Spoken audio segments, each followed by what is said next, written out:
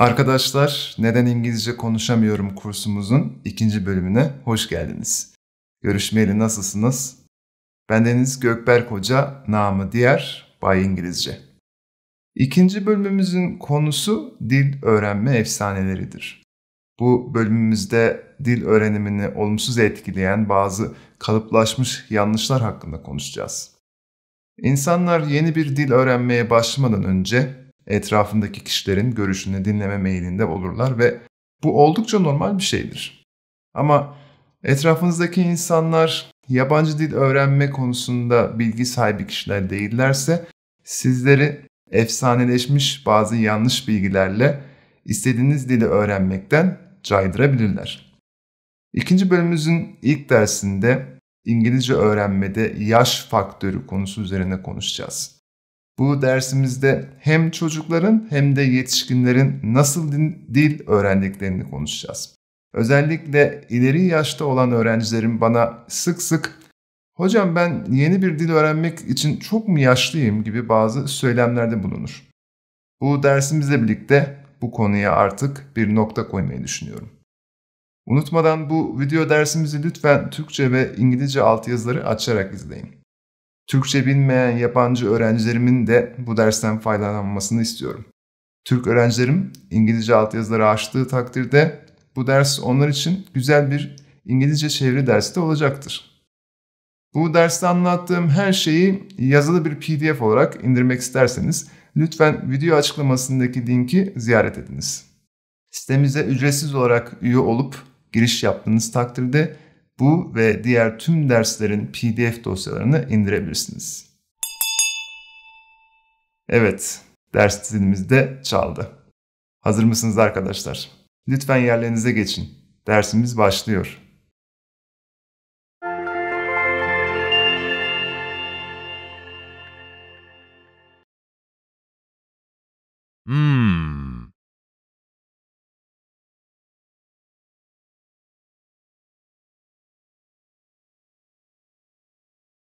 Neden İngilizce konuşamıyorum video derslerimizin ikinci bölümünde öğretmenlik kariyerim boyunca en çok duyduğum ve insanların İngilizce öğrenmekten vazgeçmesine sebep olan dil öğrenme efsaneleri hakkında konuşacağız. Lütfen dikkat. Bu bölümdeki konu başlıklarının hepsi bir efsanedir ve mazerettir. Ben bu efsanelerin hepsini sizin için çürüteceğim. Ben oldukça geniş bir yaş aralığına İngilizce ders veriyorum. Öğrencilerimin yaş aralığı genellikle 8-10 yaşındaki ilkokul öğrencileriyle 30-50 yaş arası şirket çalışanlarıdır. Bir ara bu yaş aralığı daha da genişledi ve hem 1 yaşında hem de 85 yaşında bir öğrencim oldu. Şaka yapmıyorum. Oldukça değişik profillerden insanlarla tanışmışlığım var. Ama hepsinin aklında sordukları ortak soru, İngilizce öğrenmek için hangi yaş en iyisi veya yeni bir dil öğrenmek için çok mu yaşlıyım sorularıydı. Dünya üzerindeki tüm kültürlerde her şey yaşında güzel diye bir söz vardır ve bu sözün doğruluğu tartışılmaz. Ama bu sözden dolayı hayatınızın bittiğini ve artık yeni şeyler için çok geç olduğunu düşünüyorsanız yanılıyorsunuz. Birçok bilim insanının ve dil bilimcinin yıllardır yaptığı yüzlerce araştırmanın sonucuna göre yeni bir dil öğrenmek için en kritik yaş aralığının 5 yaşından ergenliğe, kısacası 18 yaşına kadarki zaman olduğu tespit edilmiştir. Bu hipotez aslında iki nörolojistin yani insan beynini inceleyen ve tedavi uygulayan doktorlardan Wilder Penfield ve Lamar Robertson 1959'da yaptığı ve dil bilimci Eric Lannenberg tarafından 1967'de popülerleştirilen 60 yıldan daha eski bir araştırmanın sonucudur. Bu yaş aralığının kritik olmasının sebebi ise aslında oldukça ilginç bir bulgu. Bu yaş aralığında beynimiz hala olgunlaşmaya çalıştığı ve son halini almadığı için her türlü değişik girdiler ne kadar karmaşık olursa olsun beyin tarafından daha iyi bir şekilde organize ediliyor. Demek istenilen kendi ana dilimize çok ters düşen dil bilgisel kuramlar ve kültürel algılar bu yaş aralığında zihnimiz tarafından daha kolay sindirilebiliyor ve bir parçamız haline getirebiliyoruz. Mesela İngilizce öğrenmenin fiziksel tarafını oluşturan fonoloji, erken yaşta öğretildiğinde telaffuzda oluşan mekanik hataların oranı çok daha az oluyor. Bunun sebebi ise ses üretmek için fiziksel olarak değişik kas türlerini kullanmamızdır. Bizler her gün ana dilimizi çocukluktan itibaren alışık olduğumuz ses çıkarma noktaları ve ses çıkarma biçimlerini kullanarak konuşuyoruz. Her dilin kendine has sesleri vardır. Elbette değişik diller arası ortak sesler de vardır. Ama ana dilimizde olmayan ve yaşça büyükken öğreneceğimiz İngilizce'deki bazı sesleri üretmek daha zor olacaktır. Bir kere dilimizi hiç konumlandırmadığımız bir pozisyona ve şekle sokmamız gerekecek. Dilimizin de bir kas olduğunu unutmayalım. Erken yaşta bu kaslarımızı kuvvetlendirmemiz her zaman daha kolay olacaktır. Beynimiz ve kaslarımız bu değişikliğe daha kolay adapte olabilecektir. Peki sırf yaşımız 20 veya 30'u geçti diye iş işten geçti mi? Elbette geçmedi. Her şey yaşında güzel diye bir söz varsa da her yaşın kendi güzelliği vardır diye de bir sözümüz var, değil mi? Özellikle 30 yaş ve üzeri insanların kendilerini ergenlik çağına girmemiş insanlardan ayıran çok büyük iki avantajı vardır. Bunlar değişik konuları kapsayan hayat deneyimleri ve biriktirdikleri kelime hazneleridir. İlk olarak önceden gelen kelime haznesinin nasıl bir fark yarattığını açıklamak istiyorum. Çocuklar genç yaşta birden fazla dile maruz bırakıldığında öğrendikleri kelimeler ve sesler hem ana dilleri için hem de öğrendikleri yabancı dil için çok yeni olacaktır. Bu sebeple normalde çok karmaşık ve kurallarla dolu olan dil öğrenme işlemlerinden dil benimseme ve taklit etme çocuk beynine göre basitleştirilecektir. Basitleştirmenin sonucunda bu dilleri daha çabuk konuşmaya başlayan çocuklar çok karmaşık yapıda ve kelimelere sahip cümleleri kullanmayı çok sonra öğrenecek. Kullandıkları kalıplar genellikle birbirine benzeyen ve basit yapılar olacak.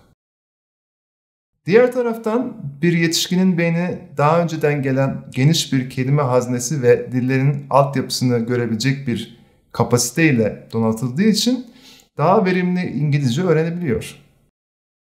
Bir çocuk ileri seviye İngilizce konuşabilmek için en az 6 ila 8 seneye ihtiyaç duyarken yetişkin bir insan bu yetkinliğe 1,5 senede ulaşabilir. Yetişkinler kendi ana dilleri ve öğrendikleri yabancı dil arasında mantıklı kıyaslamalar yapabilir. Dil öğrenmenin temel taşı kelimelerdir ve birçok dil farklı dillerden kelimeler ödünç almıştır. Biz bu kelimelere cognates yani eş asıllı kelimeler diyoruz. İleriki dersimizde eş asıllı kelimelerle nasıl hızlıca kelime haznemizi geliştireceğimizi öğreteceğim ama şimdilik konumuza devam edelim. Yetişkinlerin dil öğrenmede çocuklara göre bir diğer avantajı ise değişik dil öğrenme olanaklarıdır. Biz yetişkinler genellikle çocuklara göre daha disiplinli ve tabiatımız gereği daha hedef odaklı olduğumuz için etrafımızdaki değişik dil öğrenme olanaklarından daha iyi yararlanabiliriz. İnsanların dil öğrenirken yaşadığı en büyük sıkıntılardan ikisi yanlış sebeplerle dil öğrenmek ve etrafındaki olanaklardan düzgün yararlanamamaktır. Daha ergenliğe ulaşmamış bir çocuk neyin yanlış ve neyin doğru olduğunu gerçek anlamda kestiremeyebilir. Çünkü onun tek amacı okulunu bitirmek ve aynı sırada eğlenmektir. Bu yaştaki birçok kişi henüz hayatın gerçekleriyle yüzleşmemiştir ve gelecekle ilgili beklentileri belirsizdir. Yetişkinler biraz daha esnektirler ve gerektiğinde hayatlarında kolayca değişiklikler yapabilir ve hatalarını düzeltebilirler. Biz yetişkinlerin bir de ekonomik özgürlüğü olduğu için daha önce elimizde olmayan dil öğrenme olanaklarından yararlanabiliriz. Mesela internet üzerinden İngilizce öğrenebileceğimiz birçok ücretli ve ücretsiz eğitim sitesi var. Video konferansla dünyanın diğer ucundaki bir öğretmenden de ders alabilirsiniz. Her yıl sayıca artan ve birçok büyük şehirde bulunan uluslararası konuşma kulüplerine katılabilirsiniz. Maddi imkanınız el veriyorsa öğrenmek istediğiniz dilin başkentinde de yaşayabilirsiniz. Öğrenme yol haritanızı istediğiniz şekilde çizebilirsiniz. Yetişkin olarak dil öğrenmeden elde ettiğimiz bir başka avantaj ise dil öğrenmenin yaşlanmayı yavaşlatması ve beyninizi gençleştirmesidir.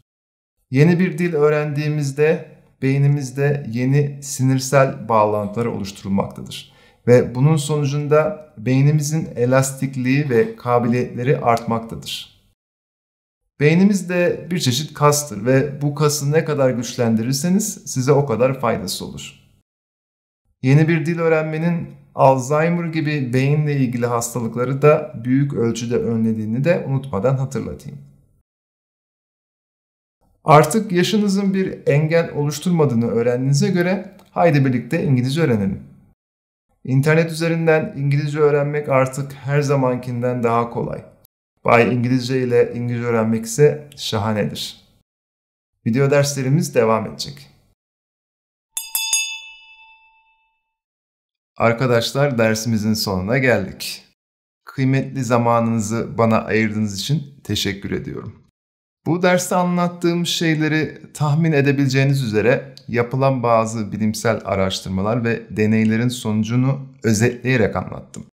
Eğer İngilizce biliyorsanız ve bu araştırmaların internet sayfalarını görmek isterseniz hepsinin linklerini ders sayfasında paylaştım. Video açıklamasında ders sayfasının linkini görebilirsiniz. İzlediğiniz bu dersi beğendiyseniz lütfen beğen tuşuna basmayı unutmayın. Sol tarafımda gördüğünüz sosyal medya sitelerini kullanıyorsanız Bay İngilizce'yi oradan da takip etmeyi unutmayın. Bu video dersi Bay İngilizce'nin YouTube ve Facebook kanalından da izleyebilirsiniz. En iyi izleme deneyimi içinse Bay İngilizce'nin internet sayfasından izlemenizi tavsiye ederim. Unutmadan lütfen bu dersi ihtiyacı olabilecek arkadaşlarınızla, meslektaşlarınızla ve yakınlarınızla paylaşın. Bu arada ödevinizi yapmayı unutmayın arkadaşlar. Beni tanımayanlar için şöyle söyleyeyim. Tüm Bay İngilizce eğitim videolarının ödevleri vardır. Bu dersin ödevini video açıklamasındaki ders sayfasını ziyaret ettiğinizde ve sayfanın en aşağısına baktığınız takdirde görebilirsiniz. Ödevleriniz hem Türkçe hem de İngilizce olarak mevcuttur. Bu dersleri izleyen yabancı öğrencilerim de bu ödevlerden yararlanabilirler. Son olarak eğer bu veya diğer derslerimiz hakkında konuşmak, fikirlerinizi paylaşmak ve sorularınızı sormak isterseniz Bay İngilizce'nin forumlarını ziyaret edebilirsiniz. Sitemizde ücretsiz bir hesap oluşturarak hemen tartışmalara katılabilirsiniz. Arkadaşlar, dersimize katıldığınız için tekrardan çok teşekkür ediyorum. Bir sonraki dersimize kadar sağlıcakla kalın.